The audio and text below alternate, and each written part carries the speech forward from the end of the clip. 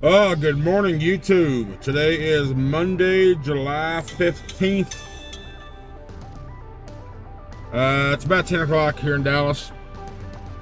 I didn't get off duty till after midnight, so I've only been on. I did my 10 hour. I did 10 hour and 30-minute break. So, my goal today is to try to deliver early, even though I'm set. Here's my. I don't think it's a problem, but it's what kind of weakens me somewhat because I want to do. I always want to do the right thing, and the right thing is following the rules. And the rules say I'm not supposed to deliver this thing till 10 a.m. tomorrow. Even speaking to the receiver on Friday before I picked this load up, she's like, "You can't come in early because we're booked." But I'm going to make it to Houston today anyway, and whether I make it by the shipper to try to deliver early or not, I'm still undebated because I'm struggling with myself. Again, I always want to do the right thing. I know people are like, screw them, just do you. I don't know, my psyche, my conscience, man, won't let me do shady crap, and I don't know.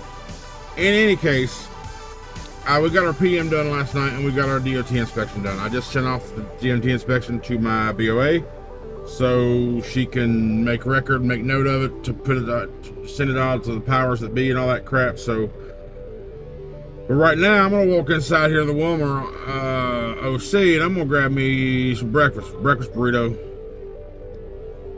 and then I will head to Houston. I'm only 220 miles away, so I'll be there this afternoon. It'll be like 2 o'clock before I get there. So if I'd have been there earlier today, if I didn't have to work so late last night to get the truck done, then I'd probably be more adamant about trying to deliver today by noon or so. But being how it's going to be 2 or 3 o'clock before I get there, that also weighs in factor in my decision. So we'll see what it's like when I get there. I mean, what's the worst going to happen? I pull up and they say no. In any case, let's get the show on the road.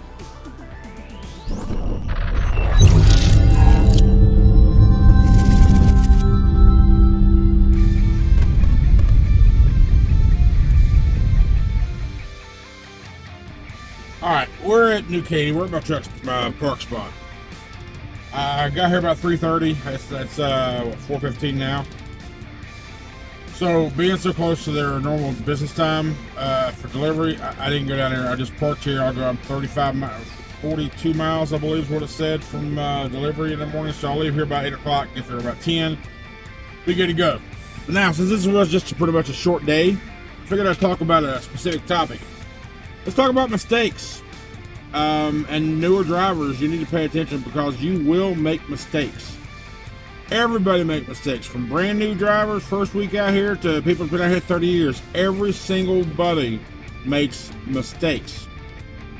Now, what differentiates you from the failures is how you react to those mistakes. It's how you handle those mistakes. Let's talk about some mistakes that I've made. Okay, I've got a few. My first one I remember, plain as day, I was at GE down in Tuscaloosa, Alabama.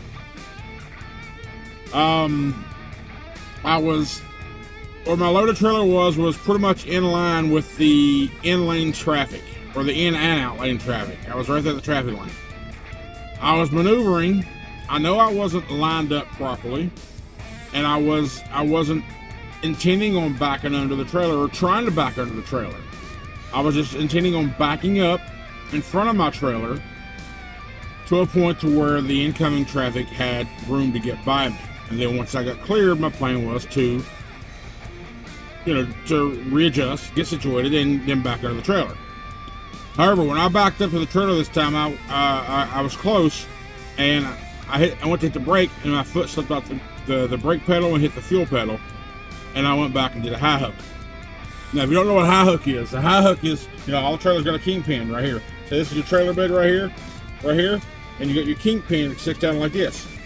So when you back up under a trailer, and either your trailer's too high and it doesn't click into the locking jaw area, what it'll do is if the trailer's too high, it'll just slide up over top of your fifth wheel and go on the other side. And therefore your fifth wheel's got you blocked with the kingpin where you can't pull forward. In my instance, the trailer height was fine, but I missed the locking chamber, and the pin just skid up over the fifth wheel plate. So like I said, I wasn't intending on backing under it, but my foot slipped off the brake, and that's what happened. So I had a high hook. If you do it, if you're not paying attention, or if you do it by mistake and you don't realize what's going on, the back of your truck is going to smack that trailer and cause a lot of damage, right? So fortunately for me, I was able to hit my brake quick enough to where I didn't cause any damage at all. I caused no damage. But however, the kingpin was blocking behind the fifth wheel. I couldn't pull the truck out from under. So what did I have to do to recover? I had to get out and jack the damn trailer up. Luckily, it was a GE load, just a bunch of appliances going from Alabama over to Fort Worth. GE, of course. I think it was refrigerators or something. Anyway, and it was like 14,000 pounds. It was a light load, so I was able to jack my trailer up, no problem. High enough to where the kingpin cleared my fifth wheel that I could pull my truck forward.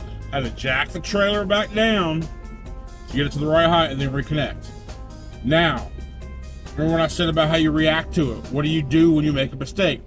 First thing I did once I got connected, before I left the property, I called my DTL. I called my leader. I told him exactly what had happened. He said, okay. How did you remedy the situation? I told him I had to do the crank of shame. I had to jack that bitch up, get out from under it, jack it back down. And he said, okay. He took note of it. But whenever you have a problem, jump in front of it. He kind of, he did what he's supposed to do, to coach and all that. My problem was, like I told him, is I usually don't let myself get flustered. If I see people, that are coming in, whatever, I'm just going to wait till I'm done, till I'm ready for you to move forward. So remember that too. Don't let traffic fluster you. Do your maneuvers as safe as you can, and screw everything else. And if you get a chance to where you can kind of stop for a minute and there's room to let people by, sure, let them by. But don't rush yourself trying to get out of somebody's way. They're going to wait. How many times have you had to wait for someone to do a maneuver? Especially in a truck stop trying to park. How long have you waited for a truck to do their maneuver? Think about it that way. Now, my second biggest, and I thought for sure I was going to fire it off this one. Now, I probably would have, maybe I would have, maybe I wouldn't have. I don't know, but I didn't take that chance. Here's what happened. And I was talking to a buddy of mine. I was like, dude, I just got fired. I just got fired. And this is my first couple of months in, right? What had happened is I was out dropping a trailer. And I was, I loaded landing gear, pulled fifth wheel. And as I was going to unhook my cables, some yard dog started talking to me. We bullshitted for 3 or 4 minutes. And then I got up in the truck, pulled out. I heard some noise, like ripping or popping or something. And then I felt a pow right in the back of the truck. I said, what in the hell was that? I'll tell you what, glide hands are very, very strong. When they connect from your glide hands to the trailer, your airlines, very, very strong. Very, very strong. Because they didn't break loose. I broke my red and blue airlines, ripped them right in half. The pigtail, the green line, it's got a clip from over the lid of the plug on the trailer that's supposed to hold it secure. For whatever reason, that clip didn't hold as well, I guess, as bad as it should have. And that bang I heard was the electrical cord being ripped back or being stretched out so far. When it released from the plug, it smacked the back of the truck. No damage. At least I didn't see any. I looked for dents or anything in the area that would have hit. I never saw any damage. Now, I feel like 100%. I do feel like if I would have called that in, I probably would have got fired. I'm so insecure anyway. I don't want to fuck up too bad. But I feel like I would have got fired. But my buddy's like, buddy, I've been doing this for 30 years. I've done it a couple times. Ain't nobody get fired over crap like that.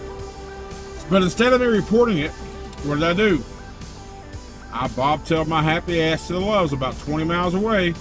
And again, this is my first couple of months out here. I don't have any tools yet because I've said it, you've heard me say it before, it comes to the point to where you don't really know what tools you need out here until you need it. So I went to Loves. I spent about a total of about 150 bucks. I bought some wrenches. I bought 2 new airlines. I bought 2 new sets of glide hands. I bought some of the thread tape to prevent air leaking and so forth. And bought some crescent wrenches as well, along with like some regular wrenches, because I wasn't sure what size I was going to need. And while I was at the truck stop that night, I put those new airlines on the back of the truck. Next morning, I went over there and picked up my load. If you can fix the problem that you just did, if you can fix the problem, even if it costs you money and time and you sweating out there getting that thing fixed, just fix it. Nobody's got to know about it. 3, and y'all have heard me vocalize this when it happened. I thought for sure I was fired. This is right at my 1-year mark because I had to go in for a year evaluation right after this happened, and I thought then they were going to fire me. They were just using the year evaluation for it. Remember that door? Right here. I was sitting right about probably 2 or 3 spots over from where I'm at now. That door, I had a tanker pulling up beside me. I went to open my door, and I lost grip, and it just flew open. And then the tanker, that ladder of that tanker grabbed that door and ripped it forward, right? And the daggone tanker just kept on going. I think about it now, I think it was probably a Schneider tanker, to be honest. And of course, this is back when I was company driver, right? So I was like, holy shit, I'm fired. I knew it. I freaking knew I was fired. I contacted SCM, send them pictures. They send a tow truck to me. They take me over to the Houston bulk yard. I sleep in my truck, and I finally get a hold of my DTL, because this happened early in the morning. Finally get a hold of my DTL. We're talking. You know what it says to me? Can I get you a hotel room? Because they said it's going to be like a week for my truck to get fixed. So I'm staying in the truck with the door that can't close. Miserable weather, you know, humid as shit down here in Texas and hot, and, you know, no AC and other. He's like, can I get you a hotel room? I'm like, sure. But about 20 minutes later, we worked it out to where I can get a loaner truck over at the other yard. So I got a loaner truck for that week, and which was awesome. And like I said, but once I got my truck back, I had to go into a no. While I was in the loaner truck, I had to go. He said, "Go by Wilmer. You need to do your yearly evaluation, your year review. Go drive around with someone, do a drop and hook and all that good stuff. And they check your reporting, make sure everything's good." And I got told him too. I was like, man, I swear I was getting fired today. I told him the story. He said, man, when something like that happens, he said, it happens more than you think it does. But he said, when something like that happens, they look at the driver's history. If the history and performance is there, then a door is not a big deal. Oh, I just let a big old sneeze out. Oh, excuse me. So the moral of this is you're going to make mistakes. But how you react and handle those mistakes, you need to jump in front of them right off the get-go. Okay, but if you can fix it, no one has to know. Cover your ass. Even if it costs you a little bit of money. If you ain't got no money, then you ain't gonna have much of a choice but to report it so they can send someone out to fix it for you. The moral of the story is, again, you're going to make mistakes, so don't get too nervous. Don't be too beat up on yourself, because everybody's going to make mistakes. It's just how you respond to those mistakes is what's going to define the person you are. And it's more than just a job out here trucking. It defines your character. It defines you personally. Are you someone willing to head on to your mess-ups? Hey, I screwed the hell up. I'm telling you about it. Tell somebody before somebody else finds out. That's just the way to do in life. Not just work, just in life in general. Just be a straightforward person. You know, I figure since this is a short video, I have a little topic video for you. So there you go. Those are the 3 biggest mistakes that I've made out here. Let's see, I can't think of any other ones that stand out. I mean, you know, sometimes you can be out here, you know, I don't care. Even today I had a problem just backing into a spot. I just, for whatever reason, I couldn't get right. So you have days like that. Some days you just can't maneuver worth a shit. But just don't cause any damage while you're doing it, and you're fine. That's why you do your maneuvers slow, especially when you got other vehicles around you. Do slow maneuvers when you're backing up, straight back or not. You see some of these guys in these truck stops, they don't give a damn. They're going 30 mile an hour forward and they're going 50 mile an hour in reverse. Just because you a badass trucker, big time truck driver, screw that. Slow maneuvers, slow steering wheel movements. Anyhow, mistakes are going to happen. How are you going to handle them when you make them? Anyway, thanks so much for watching. I appreciate all the support. We'll see you tomorrow.